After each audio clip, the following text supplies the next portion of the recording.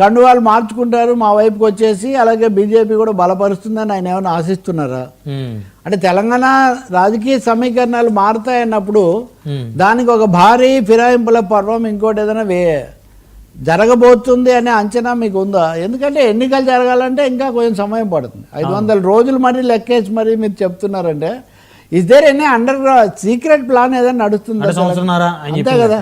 తెలంగాణలో ఏదైనా ఇప్పుడు ఎందుకంటే బీజేపీ బీఆర్ఎస్ ఒకటే అని కాంగ్రెస్ పార్టీ 1-2 సార్లు ఆరోపిస్తుంది. రేవంత్ బీజేపీ ఒకటే అని వీళ్ళు బొమ్మలు గిమ్మలు ప్రకటిస్తున్నారు బీఆర్ఎస్ వాళ్ళు. కానీ ఎవరో ఇద్దరైతే ఒకటి, ఈ ముగ్గురులో ఒక క్యాంప్ ఉంది. మరి ఈ 500 రోజుల్లో తప్పకుండా కేసీఆర్ సీఎం అవుతాడు అని పదే పదే చెప్తున్నప్పుడు దాని వెనక ఉన్న సీక్రెట్ హోప్స్ ఏంటి, సీక్రెట్ ప్లాన్స్ ఏంటి అనేది అయితే ప్రజలు తెలుసుకోవాల్సే ఉంటుంది. ఇంకా అది కాకుండా ఎన్నికల్లో అయితే హోరాహోరీగా పోరాడుతూ ఉన్నారు, ఎవరి పట్టు వాళ్ళు బిగిస్తూ ఉన్నారు. కొంచెం